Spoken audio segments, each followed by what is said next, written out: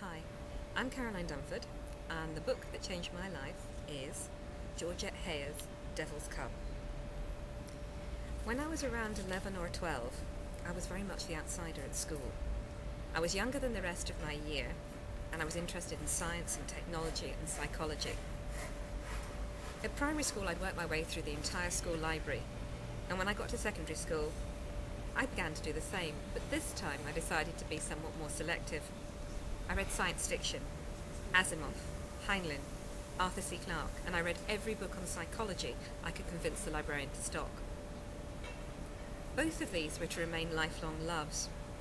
I would eventually go on to study psychology and even train as a psychotherapist. I still read science fiction, and I like to think of myself as an early adopter of new technological devices. However, my mother was despairing of what I was reading, and finally commanded me to go out and read something proper for a girl. She suggested Georgette Heyer. The library only had one, Devil's Cub. The copy I showed you is mine, not the library's. And it was with some trepidation that I took it out. I remember being really concerned that anyone else should see me doing it. I read it, not expecting and not wanting to like it. So I was somewhat horrified to find I deeply enjoyed it.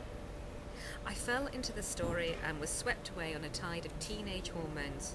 I wanted my own tall, dark stranger who was just a little on the shady side and who I could tame with my feisty personality and emerging beauty.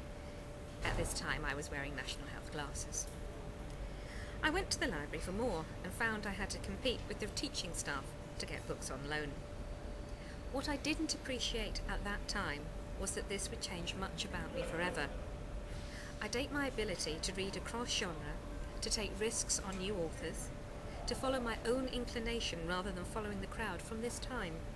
In fact, in many ways, it cemented the first brick in my foundation of doing what I believe in, rather than what I believe the majority would suggest I should do.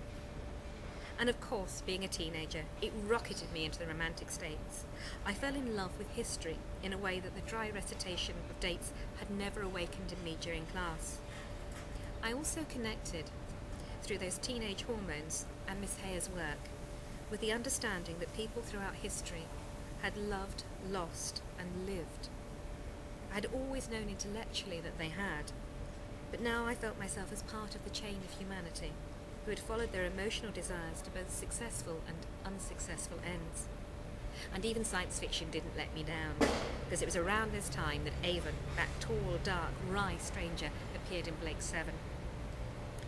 I suppose what I'm really saying about this book, which is not a great work of fiction, and which doesn't tell a story of overcoming desperate times or deep personal adversity, and which is exactly what it purports to be, a historical romance of the lighter variety, is that it showed me the essence of a good story must go beyond pure adventure and innovation. And no matter how many psychology texts I read, the true fascinating predicament of living is the human heart's capacity for love. After all of that, you might expect me to write romance, and while I do like to include an element of romance in what I write mostly on things I want to keep on paper, murder and mystery. With romance, I prefer to live it.